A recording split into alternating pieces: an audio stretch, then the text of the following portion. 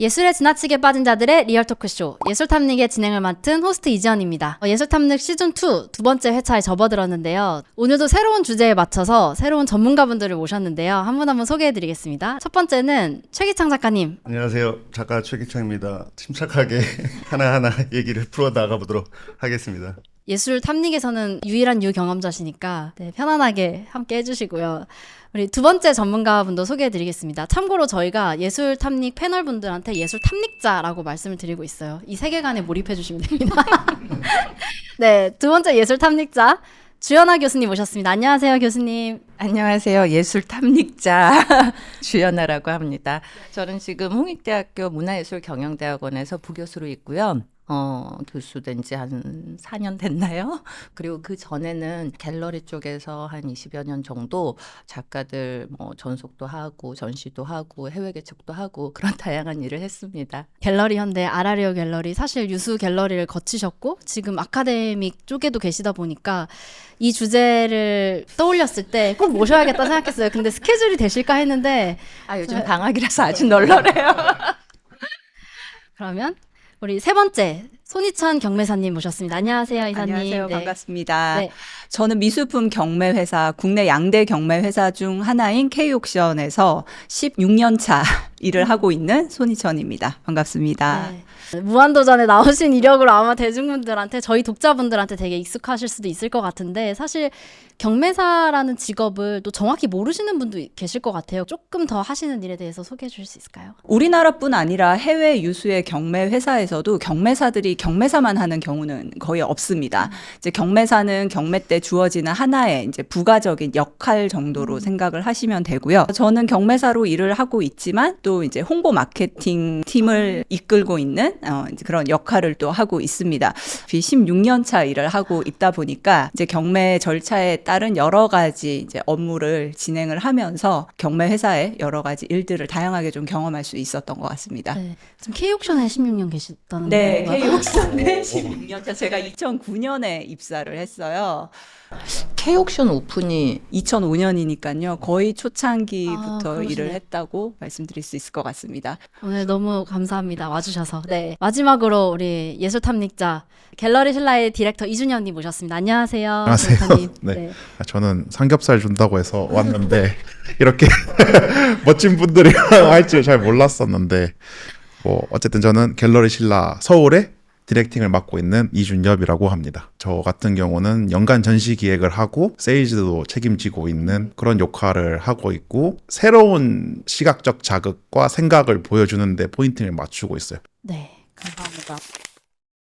오늘 이 네 분의 예술 탐닉자분들을 쭉 소개 들으면서 어떤 주제일까 궁금하실 텐데 아마 여러분들이 그동안 저희 댓글을 통해서 진짜 100개 넘게 달렸던 궁금증이었던 것 같아요.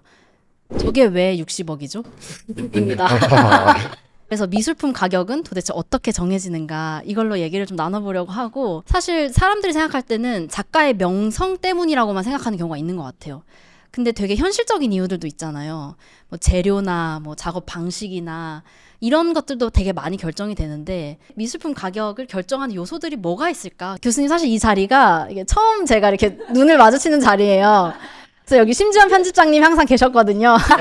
그런 거예요. 어쩐지 자리가 딱 여기만 비어있더라.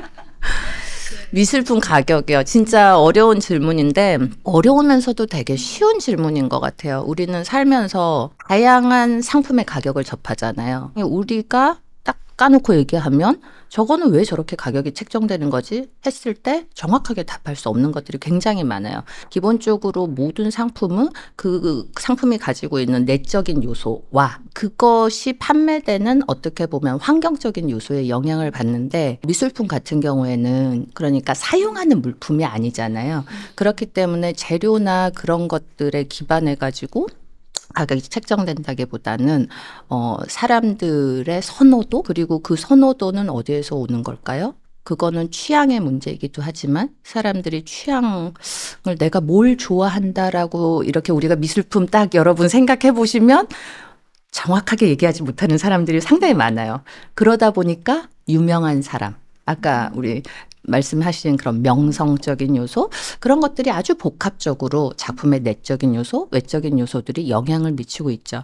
현대 사회로 오면서는 조금 더 작가의 명성적 요소가 훨씬 더 영향을 미치고 있는 것 같아요. 근데 이제 그 명성적 요소가 예를 들면 서구 작가들 또 이렇게 조금 영향력이 있는 국가의 작가들은 명성이 훨씬 더 높을 수밖에 없는 거고 그래서 그런 요소들이 굉장히 복합적으로 영향을 미치고 있는 것 같습니다. 브랜딩의 개념은 나온 지 얼마 안 됐잖아요, 사실. 그러니까 사실 대량 생산 체제가 되고 제품의 스펙이 중요한 게 아니라 제품이 어떤 이미지를 갖고 있는가가 중요해진 시대인데 사실 어떻게 보면 컨템포러리 아트가 그런 브랜딩의 개념을 선도하고 있었던 거죠. 브랜드 아이덴티티 뭐 이런 식으로. 그래서 저희도 이제 작품의 가격을 정할 때 말씀해 주신 어떤 명성을 가지고 있느냐 그게 되게 중요하긴 해요. 근데 좀 더 세분화하면은 그 명성을 어떻게 갖출 것인가. 뭐 좋아하시는 프라이탁 같은 경우랑 사실 저는 라이카를 좋아하는데 다르잖아요. 그런 명성이나 인지도나 그런 게. 그래서 저희 같은 경우는 연령대별 아니면은 미술관 전시가 어떤 미술관에서 주로 했는지에 따라 가지고 이 작가의 작품을 구매하실 만한 분들에 맞춰 가지고 그 명성을 정리하고 그리고 그 비슷한 명성을 가지고 있는 다른 작품 작가분들의 가격을 참조해 가지고 가격을 결정하는 편이거든요. 원초적으로 작품이 어떻게 정해졌다 이렇게 말씀드리고 싶긴 한데 사실 작품의 가치라는 게 상대적이잖아요. 개인의 취향이 상대적이듯이 그게 어떻게 반영시키는 거지도 상대적이기 때문에 눈치 게임에 가깝기도 하고 어떨 때는 또 어떨 때는 어떤 좋은 미술관에서 전시를 했다면은 충분히 객관적인 요소로 가격을 책정하는 데 도움 되긴 해서 저는 그러면 경매 현장에 좀 빗대어서 말씀을 드리자면 기본적으로 저도 작품 가격 결정에 작가의 유명세나 인지도, 브랜딩이 굉장히 중요한 역할을 한다고 생각을 하고 있거든요. 작품의 어떤 이미지 선호도, 그러니까 대중적으로 물론 작품의 영역이라는 게 개인의 어떤 취향과 안목의 영역이기는 하지만 그래도 또 선호되는 작품의 이미지들이 있거든요. 그런 경우에 이제 현장에서 경합 끝에 낙찰되는 그런 현상들을 보면 아무래도 작품 가격 결정에 있어서 굉장히 이제 거시적인 요인들도 있겠지만 경매 현장에서 보면 누구나 좀 선호하는 이미지들 이 표현이 좀 애매하긴 해요. 예쁜 이미지라는 말을 굉장히 좀 어떤 측면에서는 단순한 형용사긴 하지만 가장 또 종사자들은 많이 쓰는 말이기도 하거든요.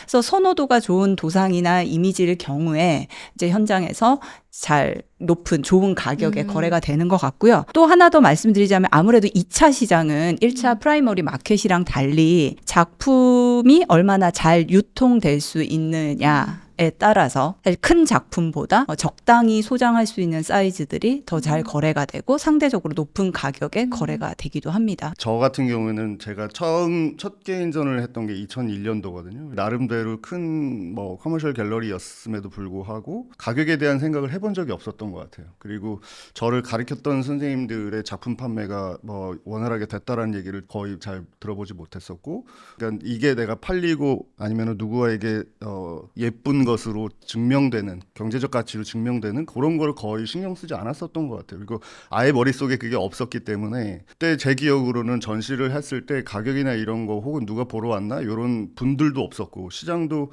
활성화되지 않았었던 것 같고 유일한 관심사는 전시를 하고 나서 이게 월간지 리뷰가 나가느냐 안 나가느냐 굉장히 치열하게 그 리뷰 전쟁 같은 걸 했었던 것 같아요. 근데 나중에 이게 어느덧 이렇게 시간이 막 지나면서 미술계가 되게 빨리 변하는 장이잖아요. 근데 제가 제일 놀랬던 거는 한 2006년, 7년 정도 되면서 갑자기 미술계에 엄청난 호황의 바람이 불었어요. 그래서 한국에 엄청난 이 쓰나미 같은 열풍을 불어일으키면서 그 갤러리와 소속한 작가가 얼마에 거래가 된다 이런 얘기가 나오면서 갑자기 작가들이 집도 샀대더라, 몇 년을 계약했다더라, 이제 끝났다더라, 이런 소문이 돌 정도로 그 거래된 내용들이 이제 흘러나오기 시작하고 작가들의 작업 그 어떤 주류적 패턴이 바뀐다라는 걸 보게 된 거죠.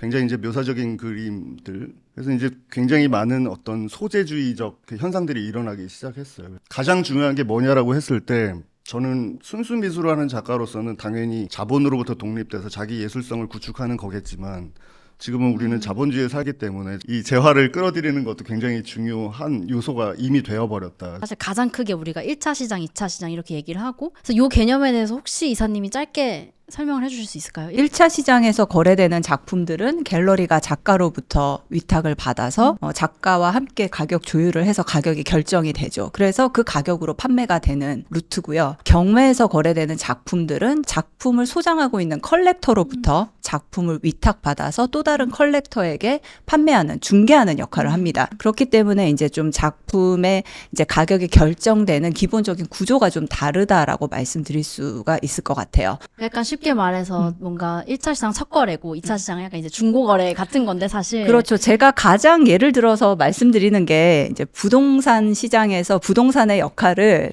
미술 시장에선 경매 회사가 하고 있다. 이제 처음 분양 받으실 때는 이제 갤러리를 통해서 작품을 사시는 거고요. 그렇게 분양 받아서 살다가 주택을 다시 거래할 때는 주로 부동산을 통해서 하시잖아요. 이제 미술 시장에서 작품을 재거래하고 싶을 때는 일반적으로 경매를 많이 이용을 하시죠.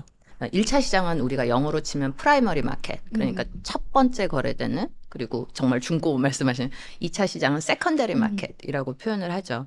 근데 이제 이 세컨더리 마켓에서 거래가 되는 경우는 우리가 프라이머리 마켓에서 구할 수 없다라는 의미는 수요가 많아서 작품이 없는 경우도 있지만 전속하는 갤러리가 없는 경우도 있는 거예요. 그러니까 어떻게 보면 전속하는 갤러리가 있는 작가들은 1차 시장에서 주로 관리가 되고 2차 시장까지 작품이 흘러나오지 않는 경우도 있어요. 좀 젊은 작가들의 경우에는 1차 시장, 그러니까 갤러리가 붙어 있는 경우, 갤러리의 전속을 받거나 갤러리의 관리를 받고 있는 작가들의 경우에는 2차 시장까지 작품이 흘러나오지 않도록 관리를 하는 경우가 많고요. 그렇지만 연배가 좀 높으신 작가님들, 이런 작가님들 경우는 이미 시장에 작품이 많이 풀려 있기 때문에 이미 작품을 사신 기존의 고객님들이 그거를 내놓는 경우들이 많죠. 기본적으로 1차 시장, 2차 시장 이렇게 다르다 보니까 아까 경매사님께서도 이제 각각 다르게 책정이 된다 했는데 그러면 1차 시장에서는 갤러리에서는 어떤 프로세스를 거쳐서 작품 가격이 설정될까? 가격 책정이 제 전공이었을 정도로, 왜냐하면 한 5, 60명의 작가를 전속을 하다 보면 그 작가들의 작품을 전시 때마다 새로 책정하든지 올릴 것인지 그대로 둘 것인지를 결정해야 되는 역할이 갤러리 디렉터의 역할 중에 하나잖아요.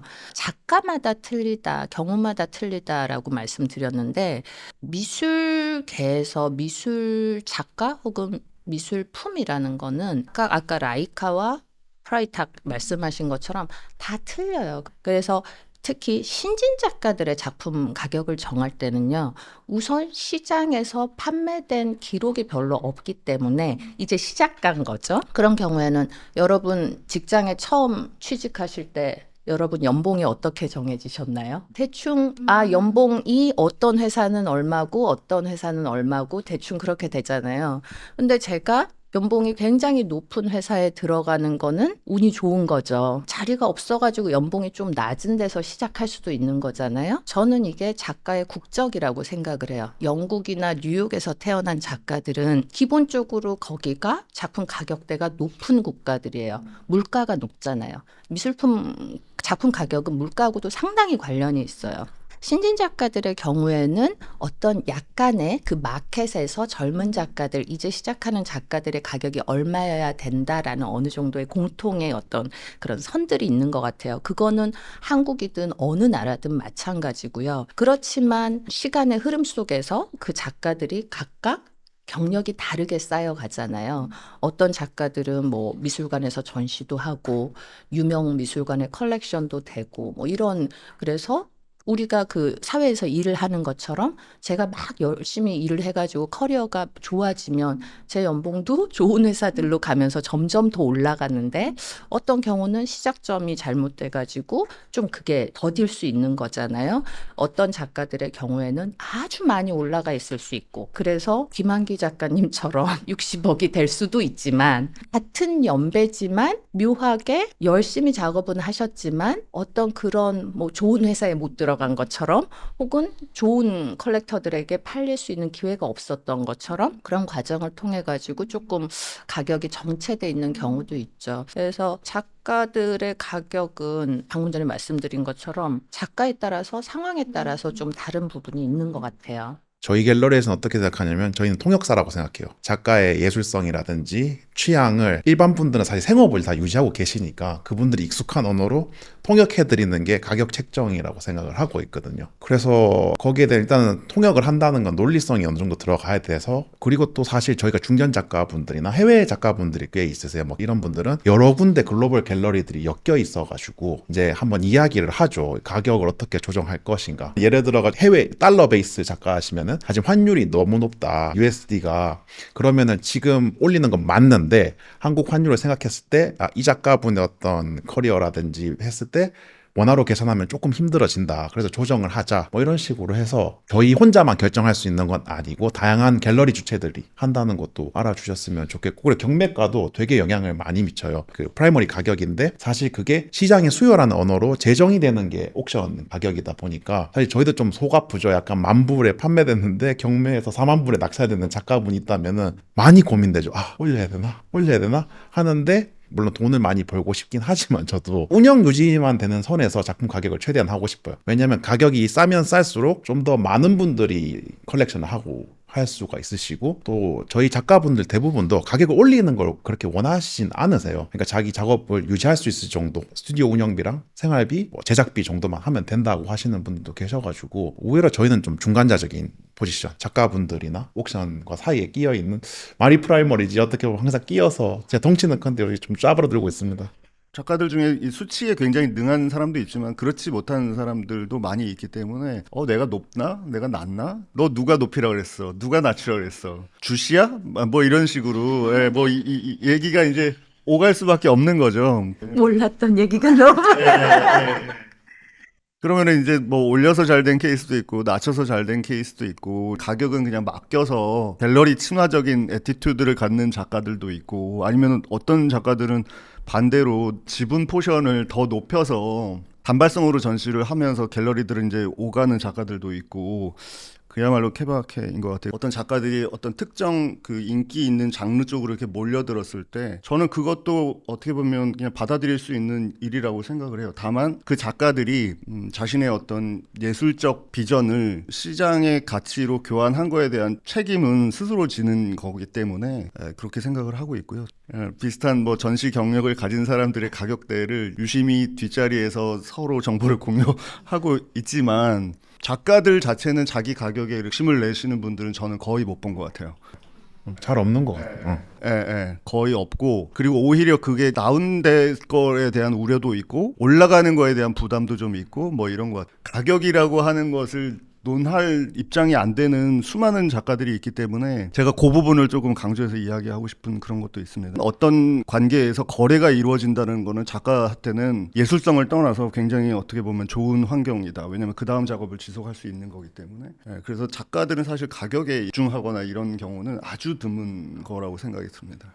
그러니까 그 얘기도 좀 하고 싶어요. 내 작품 가격이 상승하기를 바라지 않는 거와 내 재료비를 감당할 정도의 것은 또 다른 이야기다.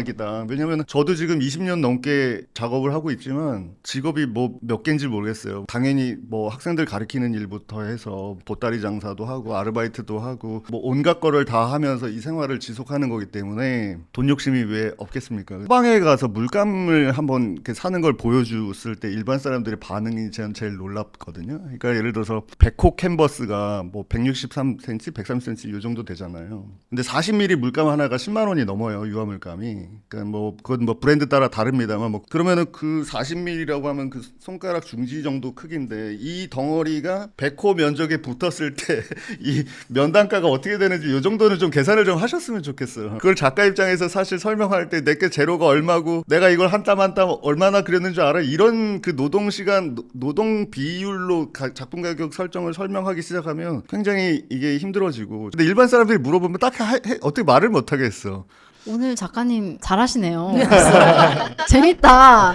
근데 여기서 계속 나오는 그게 지금 호가 나오잖아요. 이게 지금 또 저희의 주제일 수 있을 것 같아요. 왜냐하면 미술품 가격에 지금 호당 가격제라고 하는 우리나라의 되게 특수한 시스템이 하나 있는데, 그러니까 아까 말씀해주셨던 10호, 50호, 100호 이거에 따라서 일정하게 작품 가격이 설정되는 그 시스템, 그 제도에 대해서는 어떻게 생각하세요?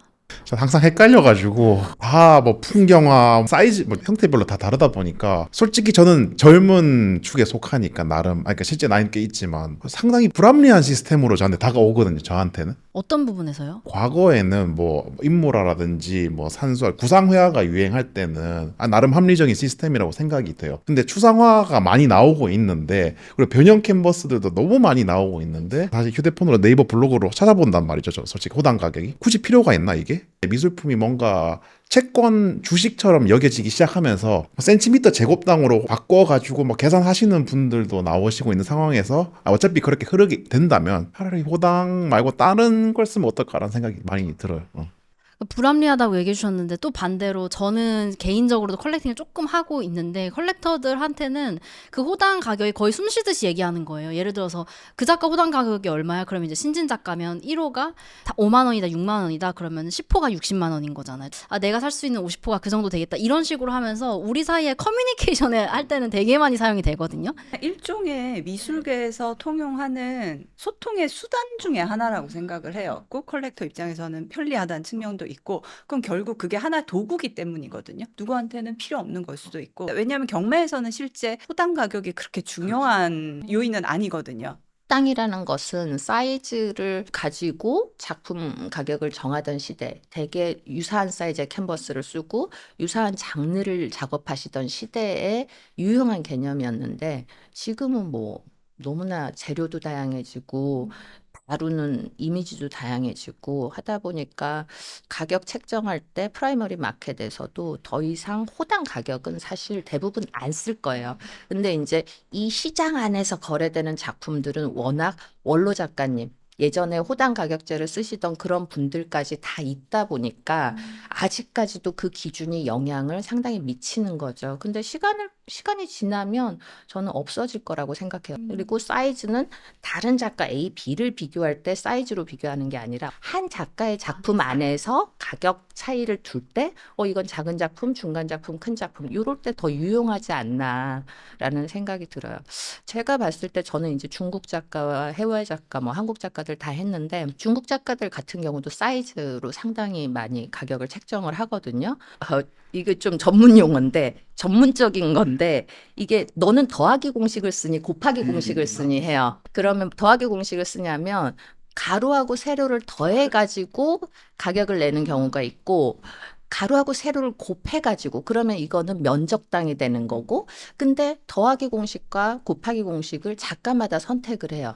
결국에는 사이즈, 호당 요거는 작가들마다 아까 말씀드린 것처럼 개별 작가들에 따라서 선택의 기준이 틀려지죠.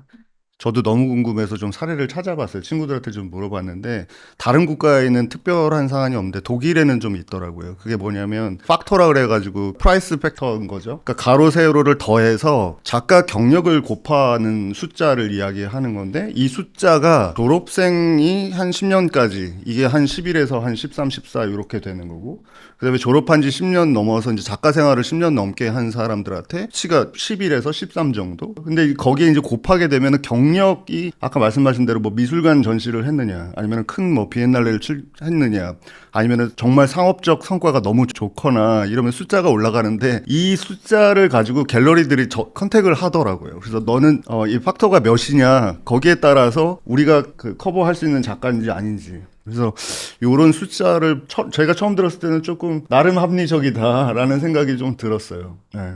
그 얘기 듣고 나서 커리어의 양도 있지만 어떤 질적인 부분들, 어디를 통해서 거쳐왔는가가 되게 중요하다라고 느껴지는데, 여기 계셨던 심지현 편집장님께서 저희 이제 치맥 먹으면서 살짝 들었던 게 그 역추적을 해봤었대요. 근데 그때 이제 가장 크게 가격에 영향을 미치는 기관이 전 세계적으로 뭐냐 했을 때 구겐하임이다라고 하셨거든요. 그러니까 그런 식으로 약간 어디에서 했는가가 좀 그거에 미치는 영향이 좀 있겠다라는 생각도 좀 드는 것 같아요. 이게 미술품 가격을 공식화 해보려는 욕망이 사실 미술 시장에서는 굉장히 오래됐잖아요.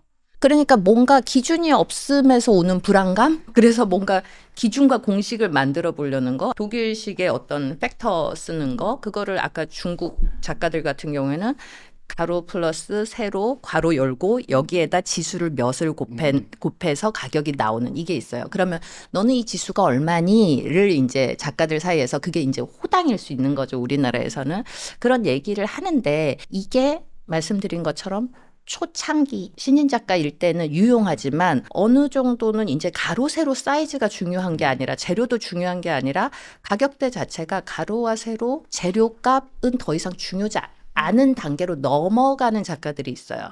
명성이 훨씬 더 크게 영향을 미치는 작가들이 있죠. 결국 모호하게 보이는 상황이 되는 거죠. 근데 가장 기준은 여전히 시작할 때 그리고 나중에 그게 명성이 쌓일 때 그리고 그 명성이 말씀하신 것처럼 구겐하임에서 전시했느냐 아니면 저기 어디 시골에 있는 미술관 시골이라고 하면 이상한 지방에 있는 미술관에서 했느냐 왜 우리가 명성의 요소를 얘기를 할 때 언론에 많이 나온 거 미술관 전시를 한 거 어떤 컬렉터가 서장하는 거 어떤 연예인이 소장했는지 요즘엔 이것도 명성 요소가 돼요.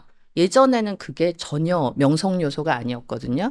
그러니까 방금 전에 이 명성 요소라는 거는 상당히 환경적인 요소가 큰 것 같아요. 같은 미술관 전시인데 구겐하임에서 전시한 작가하고 잘 모르는 시골 도시 미술관에서 전시한 작가하고는 아까 그 가격 지수 구할 때 미술관 전시 1회는 얼마라고 가중치를 내리고자 하는데 이게 이 미술관도 급이 너무나 전 세계적으로 많기 때문에 결국 이게 명확해지지가 않은 거예요. 2차 시장에선 좀 어떠세요? 그러니까 되게 중요한 정보 중에 하나가 이제 1차 시장에서 얼마에 팔렸느냐, 그리고 과거에 팔렸을 당시의 기록도 중요한데 현재는 얼마에 팔리느냐. 라는 것도 중요하게 작용을 하고요.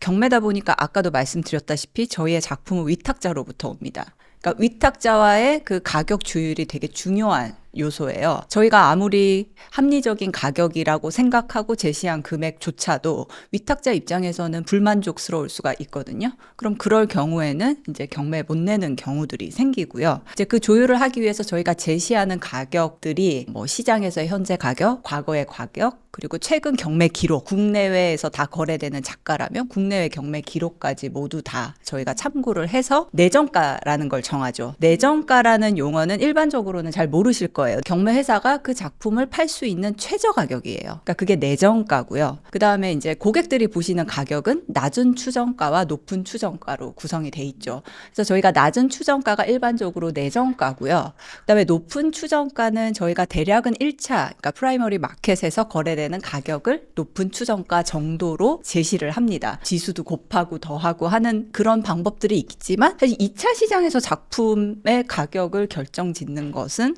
결국 낙찰자거든요. 근데 이게 참 아이러니한 게 똑같은 작품일지라도 어떤 경매에 출품되느냐에 따라서 미술 시장이 호황이냐 화랑이냐에 따라서 가격이 다르게 결정이 되고요. 경쟁이 돼서 높은 가격에 판매되는 경우도 있고요. 안타깝게도 그 당시에 응찰자가 없다면 유찰이 되는 경우도 생기고요. 여러 가지 요인들이 작용을 하겠지만 결정되는 가격에는 굉장히 케바케 경매 상황에 따라서 응찰자에 따라서 바뀐다고 좀 말씀드릴 수가 있을 것 같아요. 많은 분들이 보시기에 그래서 이게 비합리적인 거 아니냐. 왜냐면 그때 누가 약간 경쟁 의식에 의해서 되기도 하니까. 근데 그런 시선에 대해서는 좀 어떻게 생각하시나요? 저는 결국은 이게 합리적인 미술품의 가격이란 건 없다고 생각을 해요. 미술품이라는 거는 개인의 어떤 안목과 취향의 영역이기 때문에요. 그 안목과 취향을 내가 만족시킬 만한 나의 어떤 경제적인 능력이 되면 저는 높은 가격에 사도 그 작품은 그 사람에게는 충분한 미학적 가치를 준다고 생각을 하거든요. 그래서 경제학적 가치로 따지면 말도 안 되는 가격일 수는 있겠지만 그 작품을 낙찰받는 낙찰자한테는 어떤 작품보다 귀한 작품이 아닐까 사실 그렇게 생각을 합니다. 사실 저도 그 홍콩에 몇 번 옥션 현장을 갔는데 한 이브닝 쇼에 제가 4시간 정도 지켜봤는데 경매사분이 한 2-3번 바뀌었거든요. 근데 경매사분에 따라서 이거 좀 달라지겠다 싶은 게 좀 있었어요. 그 낙찰 현장에서, 경매 현장에서 작품 가격이 최종적으로 결정되는지 좀 경매사의 역할? 영향을 미친다고 생각하시는지 좀 그런 게 궁금합니다. 이게 이제 제가 경매사인 입장에서 인센티브.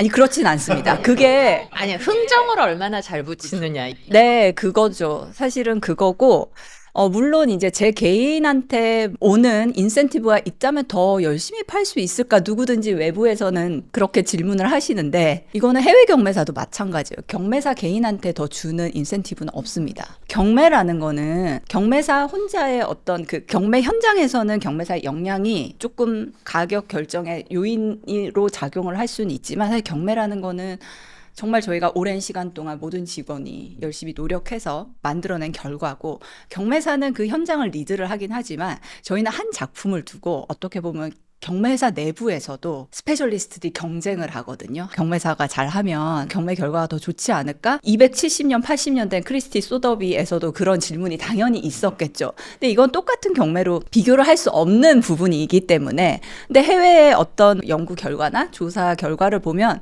경매사 역량에 따라서 뭐 20% 정도는 차이가 날 수 있다라고 그런 내용들이 있는 걸 확인을 했고요. 저 경매사보다는 저분이 하면 더 잘하지 않을까? 근데 사실 그거는 어떤 경매사 역량도 있는데 그 사람이 갖고 있는 어떤 뭐 에너지라든지 분위기 그리고 카리스마 그리고 외모의 선호도도 저는 좀 더 제가 좋아하는 그런 모습의 경매사가 진행을 하면 더 이렇게 끌려 들어가서 응찰을 하게 되는 그런 상황들이 생길 수 있을 것 같다는 생각을 해봤습니다. 2차 시장에서의 어떤 움직임을 그러니까 약간 1차 시장에서 경계하는 그런 것도 많이 포착이 돼요. 그래서 리셀 락 조항이라고 하죠. 그러니까 리셀 금지 조항. 이거를 다시 시장에 3년 안에 되팔지 않을 것을 약간 뭐 법적 효력의 여부를 떠나서 그걸 또 허락을 받고 계약을 하기도 하잖아요. 1차 시장에서는 2차 시장의 어떤 거래나 이걸 바라보는 시각? 신경을 쓰시는지? 리세일락도 잘 되는 갤러리나 걸지 웬만하면은 특히 이제 신진 작가라든지 이런 거 하시는 분들은 되게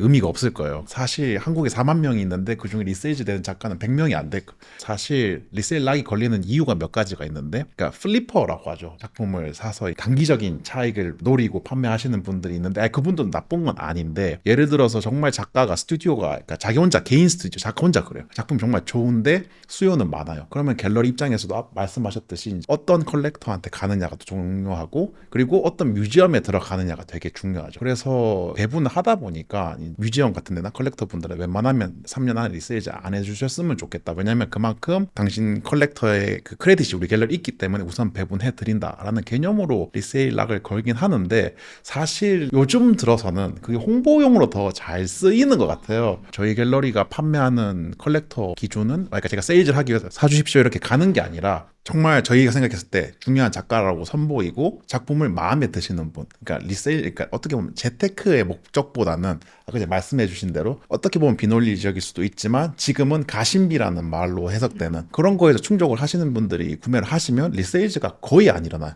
정말 리세일즈 하지 마세요 할 정도의 갤러리도 아니고 그리고 뭐 리세일즈 해도 뭐 어떡하겠어요. 그게 뭐 법적 효력도 있는 것도 아니고 작품 가격을 논의하기 전에 작품이 왜 팔리는가를 좀 더 이야기해봐도 재밌을 것 같아요.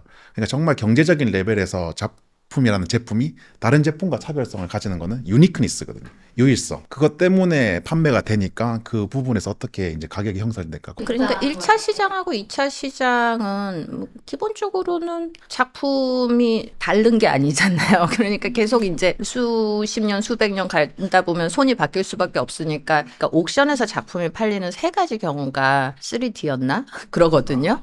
데스, 죽은 경우, 디보스, 이혼하는 경우, 그리고 세 번째가 데프트, 그러니까 빚이 있을 때, 그러니까 경제적 어려움이 있을 때 지금 여기는 딱 전제되는 게 모두 취향으로 내가 좋아서 사는 건데 어쩔 수 없이 재판매해야 되는 상황이 벌어지는 거죠.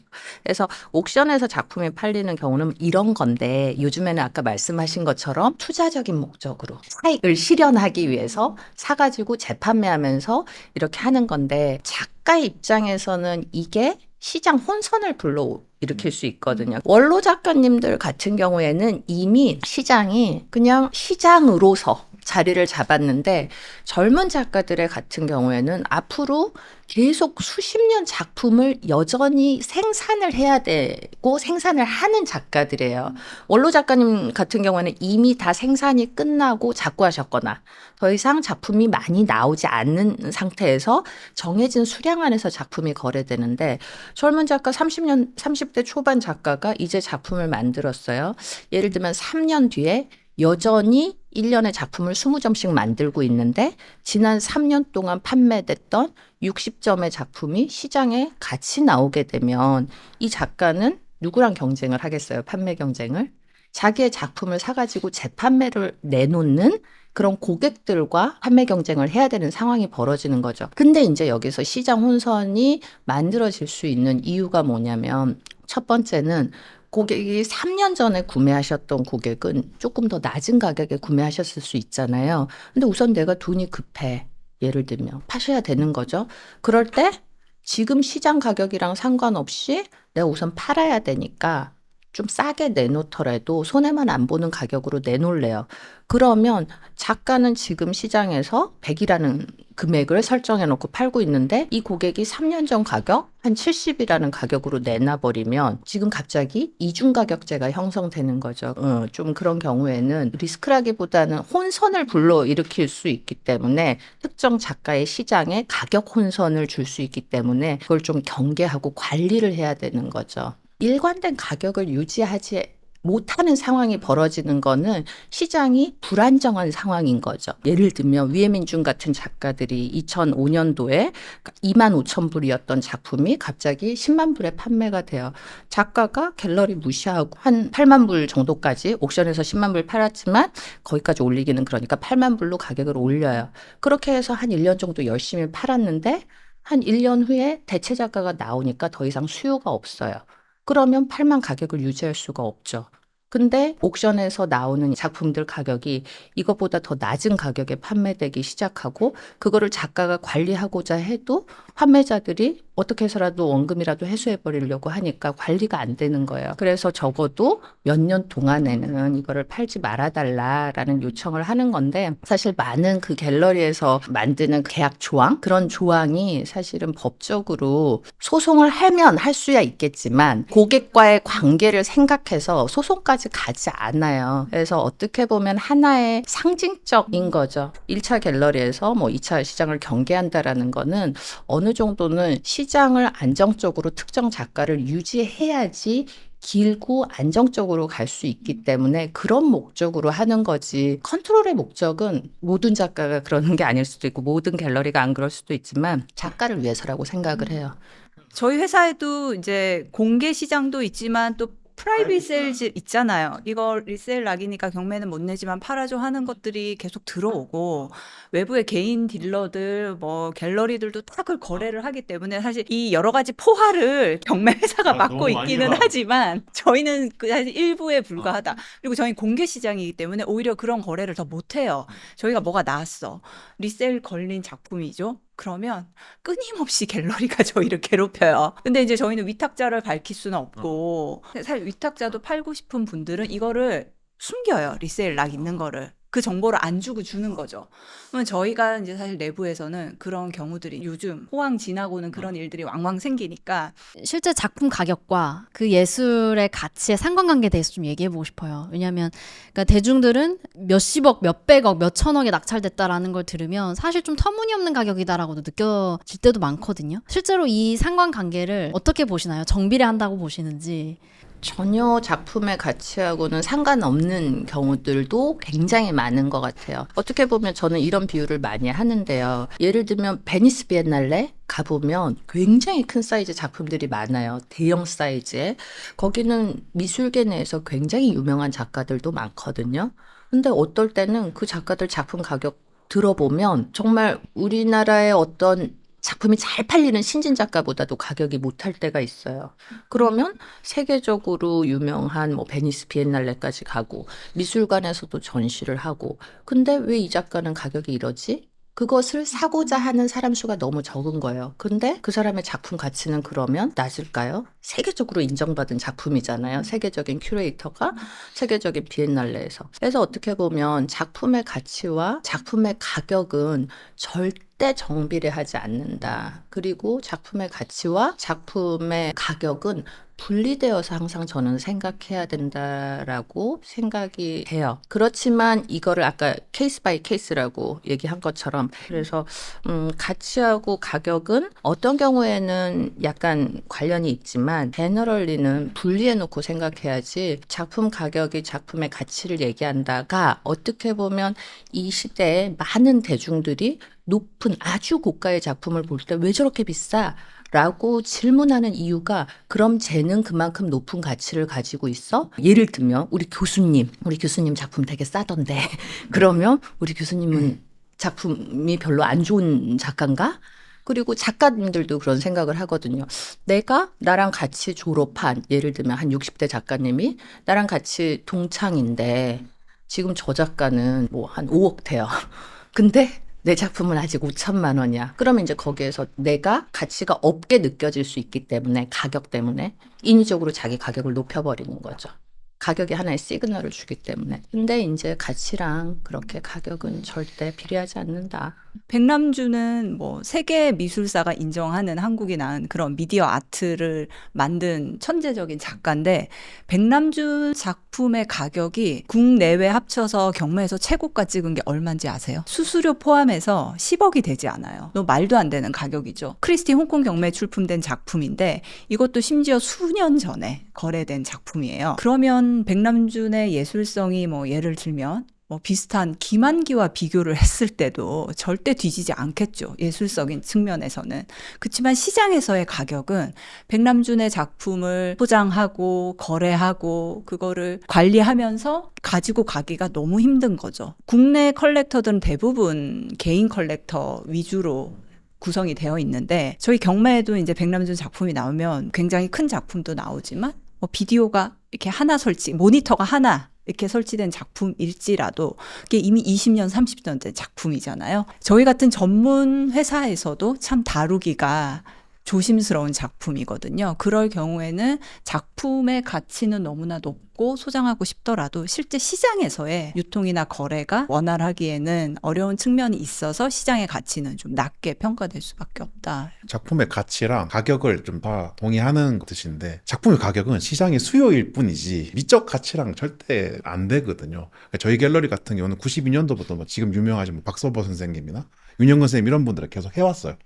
근데 저 분명히 기억하는 게 11살 때인가 12살 때 아트페어를 갔는데 다 비웃었거든요. 그 윤영근 선생님 작업이나 페어 오면 다 비웃었는데 어느 순간 그 앞에서 눈물을 흘리고 경배하는 걸 보고 달라진 게 뭘까? 사실 인간이라는 것도 유전 구조가 바뀌지 않았을 때 작품도 그대로 결국 많은 분들이 가격이 오르고 난 다음부터 이 가격이 흘리시더라고. 그래서 컨템포러리 아트의 핵심이 시장의 수요라면은 가격이 오른 게 좋은 작업이 맞겠죠. 근데 컨템포러리는 시장의 수요를 따라가기 위해서 만들었던 시장이 아니거든요. 새로운 미적 가치, 그리고 기존의 담론과 다른 담론을 제시하는 건 어쨌든 시장과 다른 거잖아요. 그래서 절대 착각 안 해주시면, 저희 갤러리 가격이 좀 싸긴 싼 편인데, 나름 잡으시면, 저 이거 보시면은 후드티 접고 다녀요. 가장 좋은 가격에 모시겠습니다. 약간 이런 느낌인데. 그냥 미술계의 코스트코가 되는 게 목표인데 왜냐하면 그만큼 저희는 컨템포러리의 가치에 집중하기 때문에 언젠간 인정받겠죠. 제가 수업할 때 저는 뭐라고 항상 이야기를 하냐면 여러분들이 대학 뭐 미술을 전공을 하고 뭐 석사를 전공을 했는데 만약에 여러분의 어머니나 할머니와 같은 그림을 좋아하고 있으면 문제가 있는 거다 너희들한테 그런 얘기를 하거든요. 예쁜 게 잘못된 게 아니고 예쁜 거 위주로 미술이 가치를 가고 그게 뉴스가 나가고 예쁜 거 자체를 뭐 예술성은 알겠고 예술성은 뭐 또 다른 리그고 나는 내가 산다면 나는 이거 살 거야 이런 쪽으로 가기 때문에 예술성하고 이 가격하고의 괴리를 아무리 설명해도 요거는 조금 할 수 없다. 그리고 크기 면에서도 아까 예를 들어서 이런 거죠. 똑같은 브랜드의 신발인데 225하고 300하고 가격이 같잖아요. 이게 300 사이즈라고 가죽이 더 들어갔다고 해서 가격이 더 들어가는 거 아니다. 뭐 이런 식으로 되는 것도 있고. 그러니까 크기 문제도 좀 그렇고. 페어에 갔을 때 제가 제일 아쉬운 거는 대중적으로 이게 붕업되는 건 오케이. 근데 이 사람들이 생각하는 사람들이 미술의 범위가 여기로 한정되는 거 너무 치명적인 거죠. 예를 들어서 뭐 비디오도 있고 퍼포먼스도 있고 뭐 인스톨레이션도 있고 뭐 많지만 그분들이 베니스를 가지는 않으니까 여기서 어떤 역할을 보충제로 해줘야 되는데 그렇지 않고 아트페어가 막 뭐 아시겠지만 셀럽부터 해가지고 미디어까지 총동원돼서 막 한 일주일 정도를 그냥 광기로 그냥 몰고 가잖아요.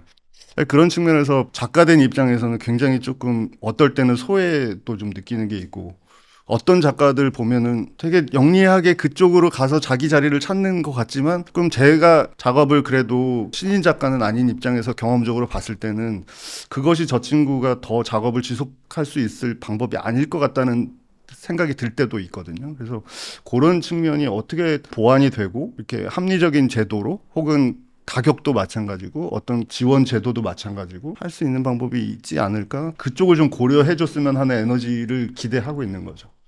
반대로 그런 작품 가격이 그러면 꼭 예술의 가치를 담지 못하는가 했을 때는 또 의문이 들기도 하거든요. 이게 뉘앙스가 조금 다른데 어떻게 보세요? 어느 정도 가격이 그 가치를 담을 수 있다라고 보시는지?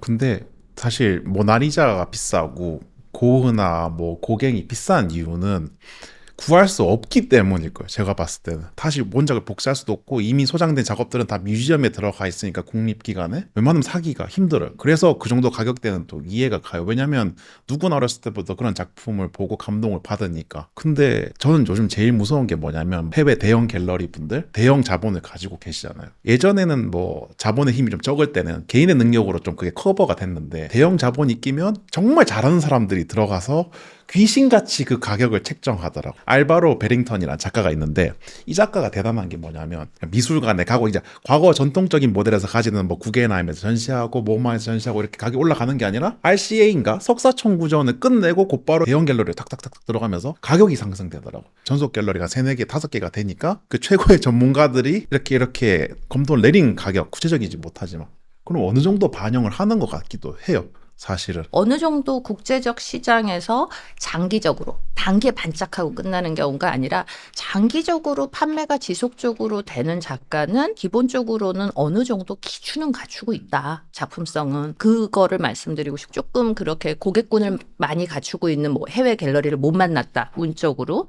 혹은 뭐 그냥 자기 친구가 자기 이렇게 리프리젠트를 하고 있다. 뭐 이렇게 전문적인 갤러리가 아니라 그런 요소에 의해서 상대적으로 가격이 못 올라갈 수는 있죠. 그래서 어떻게 보면 작품이 좋은 거는 기본이다, 시장에서. 근데 그 안에서 어떻게 가격이 형성되는지는 조금은 어떤 트랙 안으로 들어가느냐. 예술성이라는 기본은 가지고 가야 되는 거는 뭐 더할 나위 없는 배경이고 이제 경매 시장에서의 어떤 좀 레코드만 보더라도요. 가장 단색화 사인이라고 얘기하는 정상화, 하종현, 박서보, 윤영근 이 네 분을 볼 때도요. 이분들의 작품 가격이 2006년과 8년 사이 심지어 경매 기록을 보더라도요. 지금과는 확연히 다르거든요. 그때 2015년, 18년 사이에 이제 단색화 기만기 열풍이라는 게 불면서 이제 그들의 작품 가격이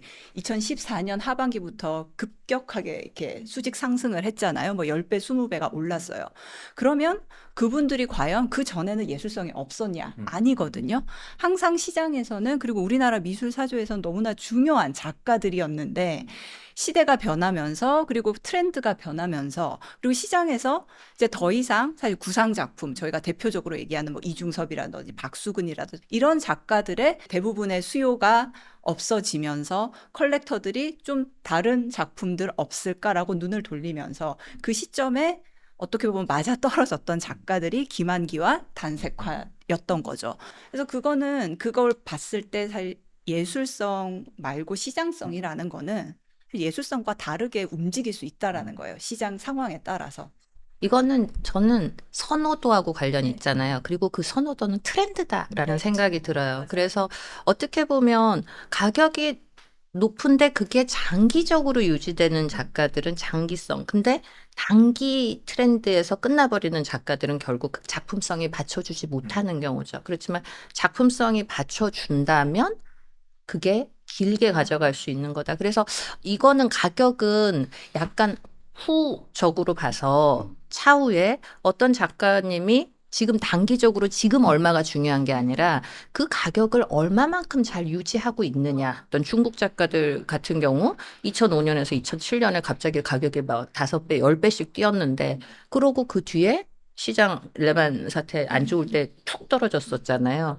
그러고 지금 얼마냐를 다시 봐야죠. 그 작가들 지금 과거 가격으로 다 다시 올랐거든요. 그래서 보면 가격이라는 거는 트렌드적인 요소가 강하고 가격을 봤을 때는 장기적으로 이 작가의 가격의 흐름을 봐야 되는 거지. 지금 이 모먼트에 얼마냐 그거를 보는 거는 상당히 위험한 것 같아요. 취향이라는 게 일종의 그러니까 안목이라는 거 이 얘기할 때 안목 얘기를 많이 하는데 안목이라는 게 결국에는 되게 장기적인 트렌드를 볼 수 있는 눈처럼 이렇게 느껴지기도 하는데 작품 가격이 그러니까 하락하는 경우도 있는가 그 요인은 또 뭘까 이거에 대해서도 짧게 얘기를 해보고 싶은데 제가 연결해서 이야기하고 싶었던 건 뭐냐면 저는 이제 생산자잖아요. 미술판을 어떤 산업구조로 봤을 때 생산자, 그러니까 농업으로 따지면 농부죠. 이 생산자가 사실은 이 최종 가격에 괴리됐을 때의 불평도 있고 이게 내가 노동하는 것보다 훨씬 더 많이 얻었을 때 더 커질 수 있고 그럼 나는 농사를 어떻게 지어야 되나 뭐 이런 생각 별 생각을 다 하죠. 결국에 작가는 리미티드 공장 같은 거잖아요. 결국 저는 제 주변 사람들한테 꼭 제 그림을 사라고 얘기하는 건 아니지만 무조건 법적으로 세금을 많이 할인받는 범주 내에서 1년에 매번 그만큼의 작업을 샀으면 좋겠다. 왜냐하면 작가는 결국 죽는다. 공장이 문 닫으면 결국 가격은 오르지 않겠냐? 이런 식으로 제가 설득을 한단 말이에요. 좋은 예술품을 꾸준히 샀으면 좋겠다. 요걸 얘기하고 싶어서 얘기하는 거란 말이에요. 근데 작가 된 입장에서 좋아하는 작가가 따로 있고 관객 입장에서 좋아하는 작가가 따로 있잖아요. 우리 음악도 그렇잖아요. 뮤지션들이 좋아하는 뮤지션 막 있고 너무 어려운 음악 하시는 분들이 있고 그러니까 일반 뭐 10대들이 좋아하는 가수 있고 인기가 많다고 해서 좋은 가수는 아니고 뭐 이렇게 되는 거랑 비슷하다고 생각을 하거든요. 요새 야구 이렇게 보면은 5툴 선수 이런 거 따지잖아요. 옛날에는 홈런 타자가 홈런만 쳤으면 좋겠는데 요새는 수비도 잘했으면 좋겠고 도루도 잘했으면 좋겠고 5가지를 다 따지잖아요. 근데 최근에는 저는 무슨 생각을 하냐면 좋은 작가는 그 5가지, 6가지 요소를 다 할 수 있다. 하나의 툴만 발전된 상태에서 시장에 진입했을 때 이 작가가 나중에 그 유행이 지나거나 혹은 이 어떻게 보면은 그 요청이 줄어들었을 때 이 친구가 그 다음을 어떻게 자기 작가로서 이 공장을 계속 돌릴 수 있을까? 죽기 전에 공장 문 닫는 거 아닌가 이런 생각을 하게 되는 거거든요. 그러니까 가격을 보고 작가가 작업을 잘할지를 보는 게 아니고 작가를 먼저 분석을 하고 작가가 마음에 들면 가격을 판단해서 이게 내가 살 수 있는 리저너블한 가격인지 아닌지를 판단하는 분위기가 좀 조성됐으면 좋겠다. 이게 25년 동안 저평가 우량 작가라고 스스로를 위로하면서 사는 작가들의 생각인 것 같아요. 미술품, 그러니까 미술 시장에서 되게 또 재밌는 점은 가격이 계속 변동한다는 점인 것 같아요. 대부분 다 어떤 상승에 대한 얘기를 많이 하고 있지만 반대로 상상하면 또 떨어질 수도 있는 거잖아요. 근데 작품 가격이 실제로 하락하는 사례도 좀 보셨는지. 제가 경매 회사에서 이제 16년 차 일을 하면서 제가 직접 겪은 건 2번의 호황이었고요. 그리고 그 중간에 이제 오랜 불황이 있었죠. 작품의 가격도 매크로에 가장 영향을 받거든요. 전체 경기에 네, 전체 경기에 가장 큰 영향을 받고 유동성의 흐름에 따라서 풍부해진 자금들이 미술 시장으로 유입이 되는 거거든요. 우리나라가 1998년에 이제 서울 옥션이 생기면서 세컨더리 마켓 경매 회사가 생겼고요. 2005년 K옥션이 설립되면서 이제 양대 경매 회사의 이제 어떤 그 시스템으로 지금까지 이어져 오고 있는데 총 3번의 호황이 있었다고 말씀을 드릴 수 있거든요. 첫 번째 호황이 2006년에서 8년. 지금 말씀하신 것처럼. 그리고 두 번째가 이제 기만기와 단색화 열풍으로 촉발된 한 2015년에서 한 18년 정도. 그리고 이제 코로나 팬데믹으로 늘어난 유동 자금들이 미술 시장으로 유입된 21년. 22년. 결국은 그 3번의 흐름을 주도했던 것은 물론 우리나라의 어떤 그 지역적인 요인들도 있긴 하지만 가장 큰 거는 유동성의 확대였거든요. 그래서 저는 미술 시장 그리고 그 안에서 작품 가격도 가장 영향을 크게 미치는 거는 그냥 거시경제 흐름이라고 저는 보고 있습니다. 근데 가격이 세컨더리 마켓에서는 가격이 하락이 있을 수 있지만 프라이머리 가격에서는 경기를 불분명하고 하락은 있을 수가 없어요. 왜냐하면은 정말 슬픈 이야기이긴 한데 요즘 많은 분들이 그림을 채권이나 주식같이 보는 경향이 많으시기 때문에 대주주가 그러니까 작가분이라든지 갤러리 어떻게 보면 대주주라고 할 수 있는데 그 가격을 낮춘다? 그럼 어떻게 보면은 회사 문 닫겠다고 하는 것과 똑같은 평가를 봐서 프라이머리 가격은 웬만하면 안 내려가죠. 근데 젊은 작가분들한테 저희가 가격을 높게 측정 안 했으면 좋겠다고 하는 게 뭐냐면 어쨌든 그걸 떠나서 시대가 작품을 채권이나 주식으로 보고 지속적인 가격 상승을 원하는데 너무 높은 데서부터 시작하면 분명 한계가 있긴 하거든요. 프라이머리에서 세컨더리를 경계한다고 생각하시는데 그거 절대 아니거든요. 사실 저희 작가분 작업이 경매에 나왔을 때 전 맨날 가슴 졸이면서 보거든요. 아유 제발 프라이머리 가격만큼만 그래 되면은 정말 저희도 면도 서고 그리고 얼마나 그 스페셜리스트 분들이 노력하시는지 정말 잘 알거든요. 절대 경쟁 관계도 아니고 상생 관계에 더 가깝다고 봐주시면 돼요. 저 하나 근데 궁금한 게 있는 게 작가 입장에서 옥션도 좋고 뭐 세컨더리도 좋고 프라이머리도 다 좋은데 유찰 기록에 대해서 우려하는 분들이 되게 많거든요. 그러니까 이제 관리를 하는 거죠. 아까 그 리셀 조항 같은 걸 거는 게 너무 현금화하려고 막 이렇게 던지지 마셔라의 의미지만 시장이 안 좋으면 나와가지고 유찰이 돼버리는 경우. 이러면 이제 굉장히 큰 타격을 미치죠. 안 팔리는 작가의 낙인이 찍혀버리니까. 그래서 이제 그런 측면에서 그냥 우려와 리스크 매니지먼트지 적대적인 관계는 아니고. 그리고 아까 말씀하셨던 그런 가격이 하락하는 경우는 그러니까 지나치게 오르면 하락하죠. 우리가 주식도 그냥 지나치게 오르면 하락하잖아요. 그러니까 아까 말씀하셨던 것처럼 작가들의 작품을 결정할 때 저도 일을 할 때 가장 큰 철칙이 높은 것보단 낮은 게 낫다. 그러면 올릴 수 있는 혹은 있는데 한번 올려버리면 낮추는 순간 그게 시장에 시그널을 주게 되는 거예요. 그 낮추는 행위 자체가 시장에 시그널을 주기 때문에 그래서 항상 가격을 설정할 때는 그건 작가든지 갤러리든지 아무리 지금 수요가 넘친다 할지라도 언젠가 시장은 안 좋아지는 순간이 오기 때문에 차라리 조금 그 판매 수량을 조정하는 한이 있더라도 가격을 지나치게 급하게 올리는 거는 나중에 시장이 안 좋을 때는 굉장히 독이 되는 경우가 많죠.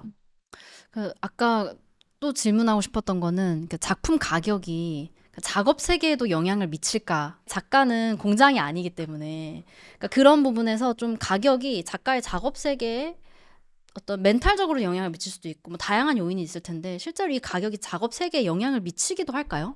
이것도 한 두 가지 정도 사례가 있을 것 같은데 예를 들어서 어떤 작가가 있단 말이죠. 근데 이건 예예요. 그냥 딸기를 그렸어. 근데 딸기가 히트가 쳤어요. 라는 첨가물 상이니까 사과도 그릴 수 있는 거 아니겠어요? 근데 사과를 그려갔더니 너 왜 딸기 안 그려왔어? 뭐 이런 경우도 있는 거죠. 그러면은 일단 갤러리스트가 살짝 당황할 것이고 갤러리스트가 초청해야 되는 초청 리스트의 손님들이 딸기 나왔다면서요? 하고 왔는데 사과가 있는 거죠. 그러면은 이제 이게 그들끼리만 당황하는 게 아니고 작가가 나의 어떤 생존 경쟁력이라는 게 딸기로 한정적인 건가? 그럼 나는 딸기를 성실하게 그려야 되나? 이런 거가 상당히 팔리던 작가가 안 팔렸을 때 오는 어떤 그런 것 같고요. 두 번째로 이제 예를 들어서 판매랑 상관없이 저는 작가의 어떤 뭐랄까요? 예술성? 이런 거를 저 혼자 예측할 때 저 작가 작품이 지금 100만 원어치인데 1000만 원을 주면 얼마치의 작업을 해낼 수 있을까? 저 사람한테 1억을 주면 저 작업을 어떻게 할까?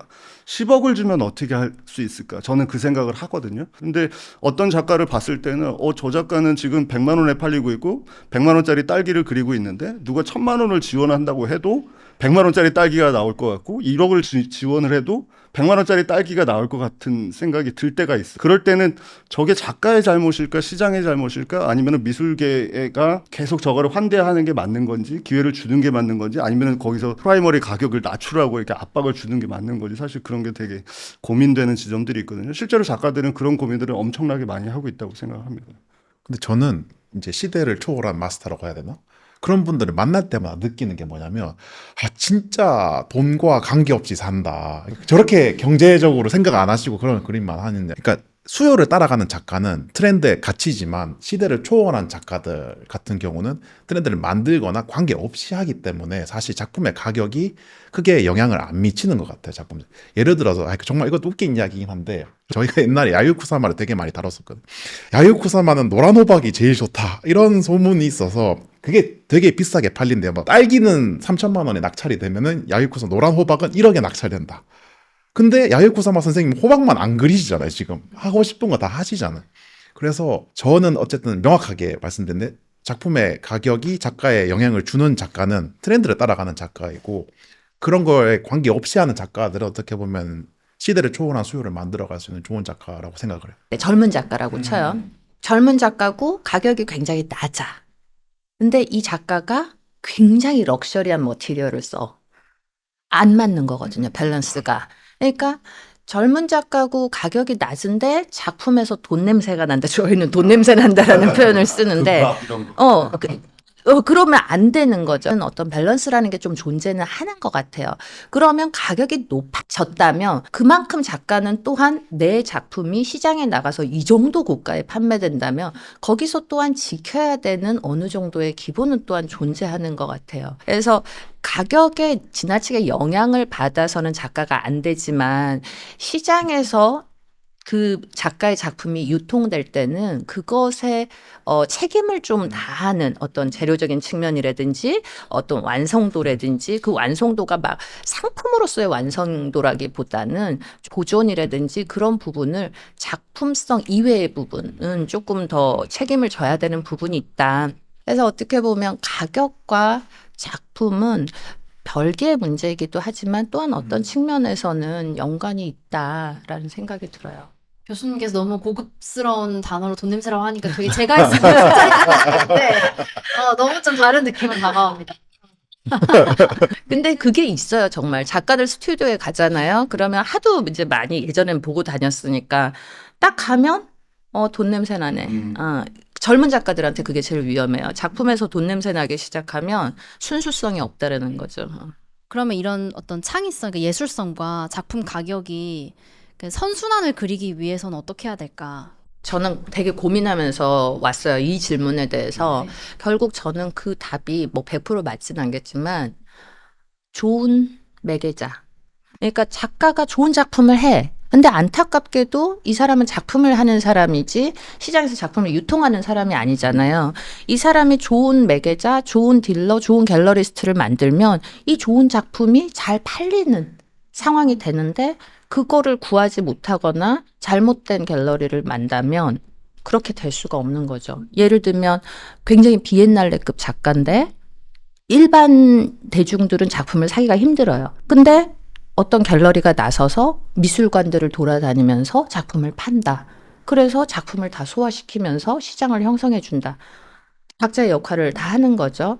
근데 만약에 그러지 못한다, 그럼 이 작가는 시장을 형성할 수가 없는 거거든요. 아무리 좋은 작가도 좋은 판매자를 만나지 못한다면 그게 선순환이 될 수가 없다. 좋은 판매자와의 파트너십, 그리고 굉장히 좋은 작가도 중요하지만 좋은 갤러리들, 그리고 그 좋은 작가들의 작품을 들고 프로모션하고 전 세계적으로 이렇게 우리 작가들을 홍보하러 돌아다니고 전시를 만들기 위해서 고분군투하는 그 부분이 굉장히 프로페셔널하게 자리를 잡아야지만이 그 선순환 구조가 만들어진다는 생각이 들어요. 근데 진짜 딱 두 가지거든요. 그 만약에 매개자가 판매 자체에만 목적을 맞추면 이 작가를 망하게 할 수가 있어요. 좋은 작품 만들고 있는데 판매되는 거 만들라고 조정을 할 수가 있는 거죠.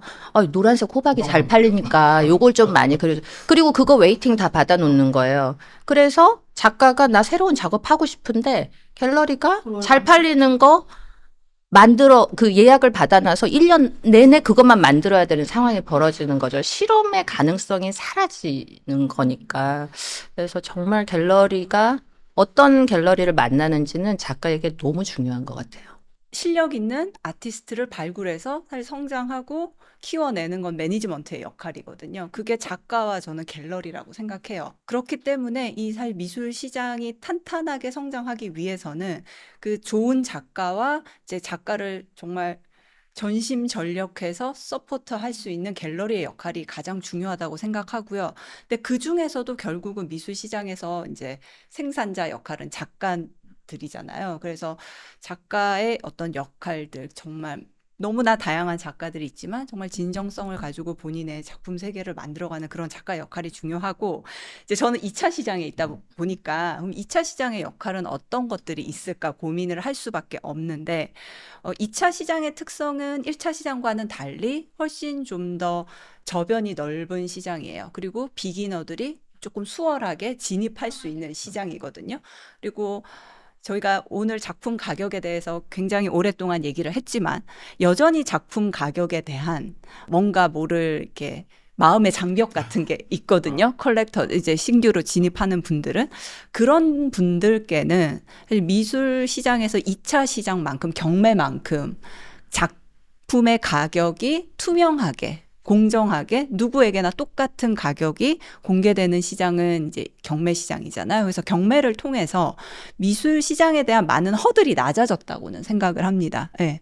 그래서 그런 역할들을 좀 2차 시장이 부가적으로 할 수 있지 않을까. 그리고 결국은 이제 1차 시장에서 작품이 잘 판매가 되어야 되지만 결국은 작품의 가격이 오르고 작가가 계속 작품을 할 수 있는 원동력은 이 작품이 거래가 될 때거든요. 계속해서 그 역할들을 2차 시장이 잘 해준다면 선순환이 잘 될 수 있지 않을까 생각을 합니다.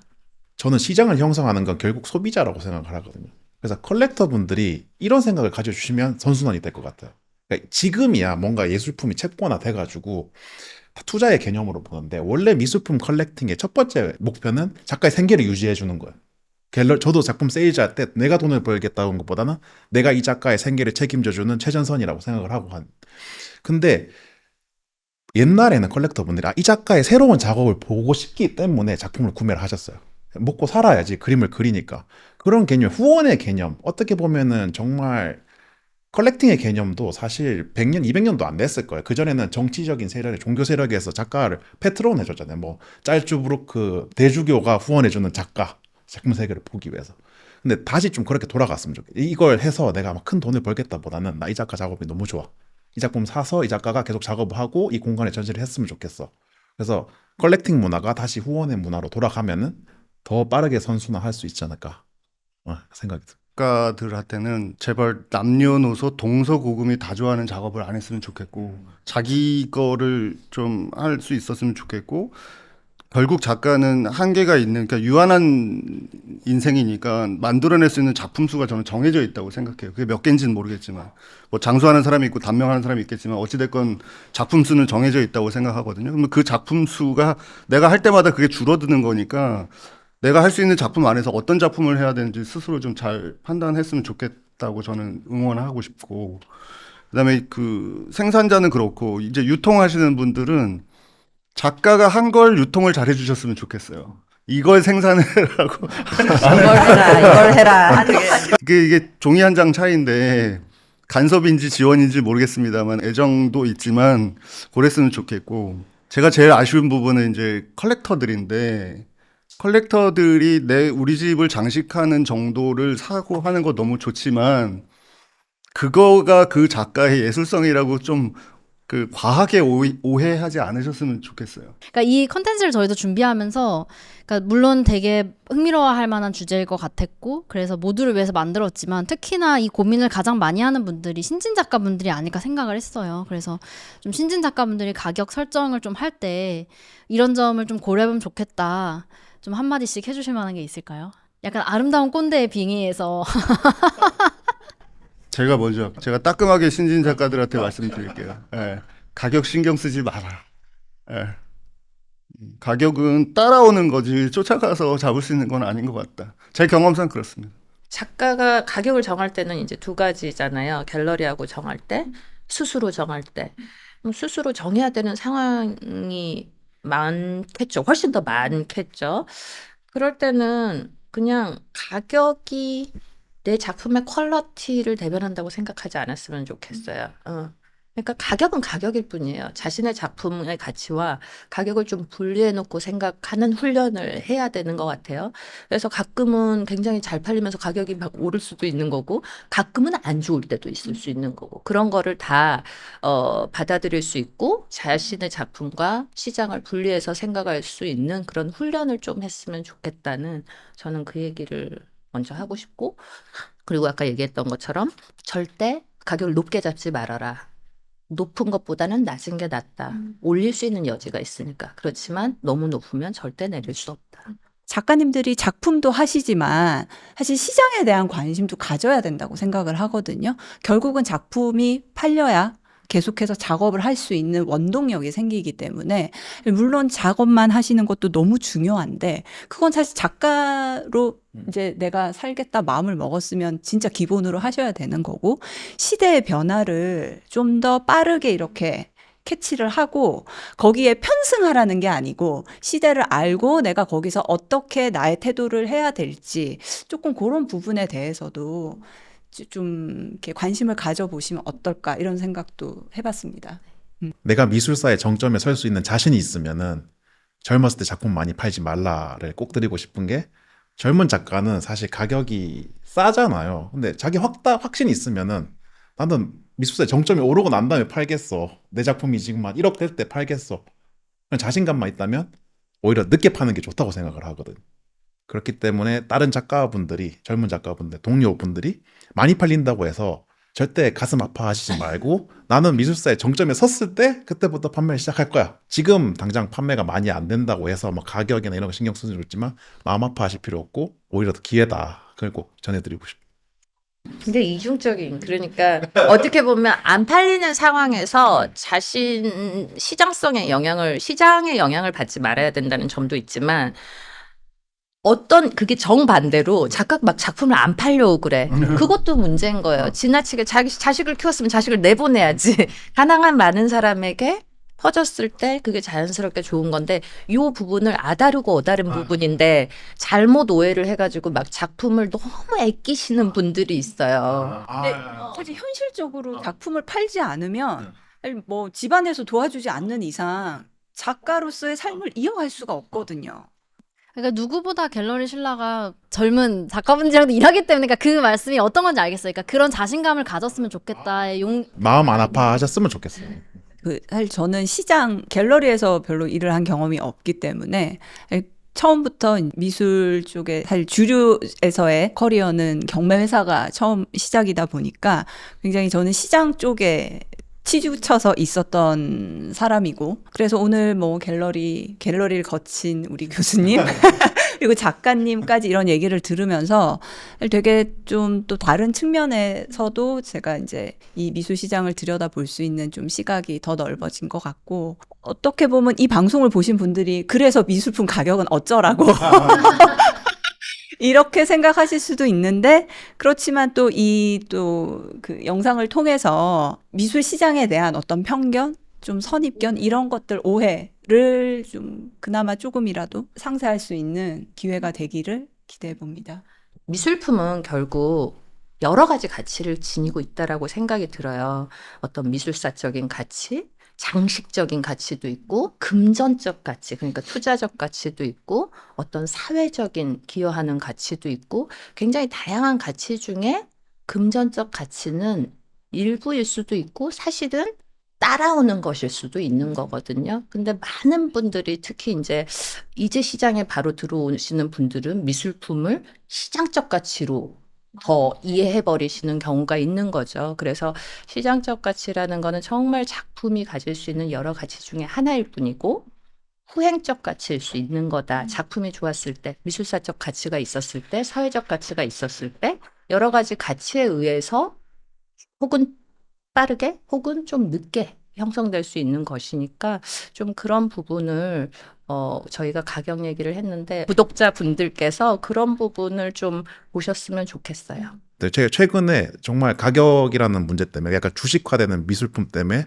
제가 지금 도배지를 팔고 있는 건지 월페이퍼를 팔고 있는 건지 예술을 팔고 있는 건지 되게 현타가 많이 왔었는데, 오늘 확실히 선배님들의 그 내공 쌓인 대화를 나누다 보니까 조금은 이제 해소되고 갈 방향이 생기면서, 결국 컨템퍼러리는 오브젝티브한 밸류가 아니라 상대적인 가치니까 서로 계속 이야기해 나가면서 어떤 방향으로 나가는 게 맞지, 답을 내릴 수 없다는 걸 다시 한번 느꼈어요. 제가 25년 넘게 작업을 했지만 여전히 그 가격이라고 하는 거, 시장이라고 하는 거와 저 스스로의 저의 작업을 하면서 느꼈던 어떤 갈등, 그런 것들을 통해서 조금 마음 편하게 작가들이 좀 생각하셨으면 좋겠고, 저를 보면서 다른 그 작가분들이 저보다 더 잘할 수 있겠다 이런 생각하셨으면 좋겠고, 가격이라는 거는 정말 말씀하셨지만 작가들이 나서서 할 일은 아니라는 거 측면에서 좀 마음 편해지셨으면 좋겠어요. 그래서 아무리 미술계에 혹은 뉴스에서 이 시장이나 가격에 대해서 언급을 하더라도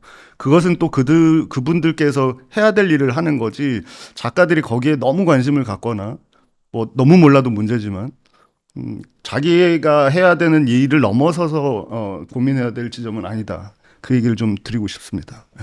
오늘 긴 시간 동안 다시 한번 감사드립니다. 오늘 예술탐닉은 여기서 마무리하도록 하겠습니다. 감사드립니다. 고생 많으셨습니다.